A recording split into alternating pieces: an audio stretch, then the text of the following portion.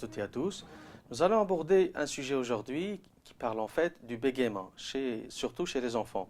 Mais d'abord, la question qui se pose, c'est comment repérer un bégaiement.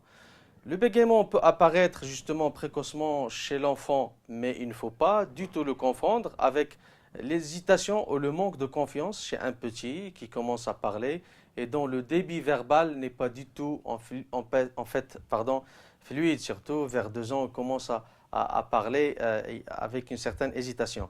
Le bégaiement n'est pas un trouble du langage, c'est un trouble du rythme, du débit, de l'expression orale, où les facteurs émotionnels jouent un rôle très très important, où il implique justement l'autre, c'est-à-dire le regard de l'autre, ou plutôt même son oreille qui peut accroître l'émotivité. Si l'enfant n'est pas stressé, s'il est chez lui tranquille, à la maison par exemple, ou s'il chante, il ne bégaye pas. Le bégaiement n'apparaît jamais quand l'enfant est seul. C'est un trouble de la communication qui implique la présence d'un interlocuteur. Plus l'enfant est dans un groupe, plus l'enjeu pour lui est très très important où le bégaiement peut apparaître. Le bégaiement concerne davantage les garçons que les filles, et dans 30% des cas, et il est héréditaire. Et certaines circonstances, certains tracas dans la vie peuvent apparaître ou bien favoriser son apparition comme des événements à fort impact psychologique pour l'enfant, comme un déménagement, le fait de changer en fait de maison, une séparation, ou la naissance d'un puiné, d'une petite sœur ou un frère. À l'école, par exemple, où le langage est activement sollicité, il peut être propice à son déclenchement. Seulement 1 sur 4 restera bègue à l'âge adulte, surtout après l'adolescence. La majorité des bégaiements disparaissent à l'adolescence, comme je viens de dire, mais il n'existe pas au jour d'aujourd'hui de critères pour distinguer les cas qui perdureront de ceux qui disparaîtront. Par contre, une prise en charge avant 5 ans est donc très très importante et fortement conseillée. Une aide thérapeutique permet de surmonter cette difficulté avant qu'il ne devienne un handicap dans la vie, surtout dans la vie sociale de l'enfant, à l'école, dans la rue, etc.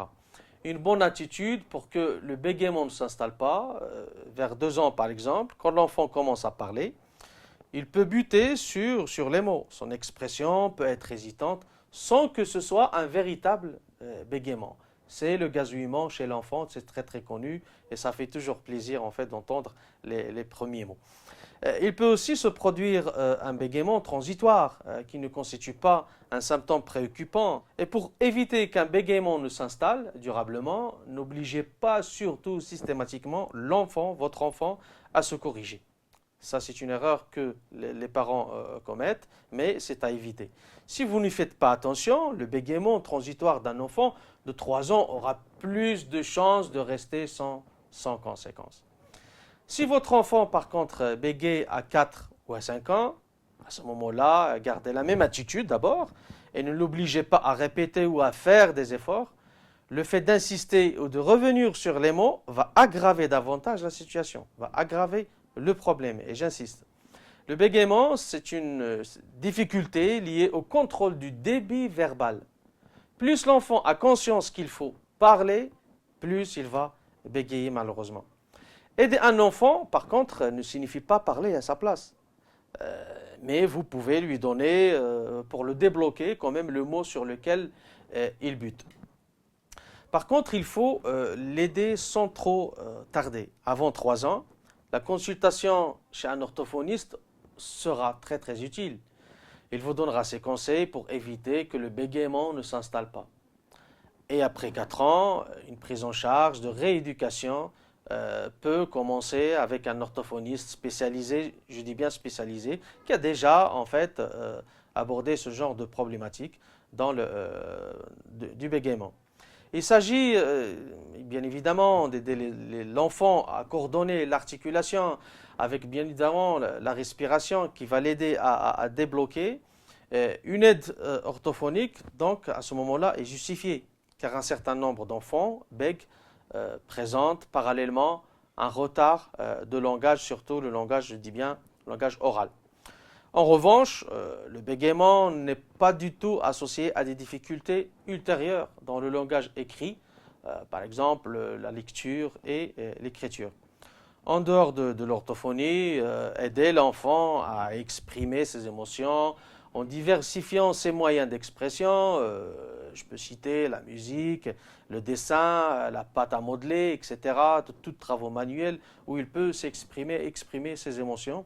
Il y a aussi la relaxation, il y a aussi la psychomotricité qu'on ne peut pas justement nier et qui peuvent être très très utiles chez l'enfant. Par contre, un enfant plus grand, vers 5 à 7 ans, un travail de psychothérapie peut être envisagé à ce moment-là. Cela, par contre, ceci dit, cela n'explique pas que le bégaiement ait en fait une origine exclusivement psychologique, au contraire. Mais il peut, par contre, engendrer une baisse de l'estime de soi.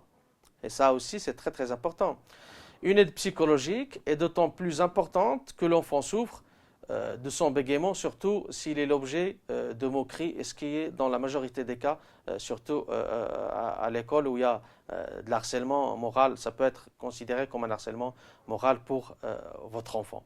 J'espère que j'ai bien répondu à votre question et à la prochaine. Au revoir.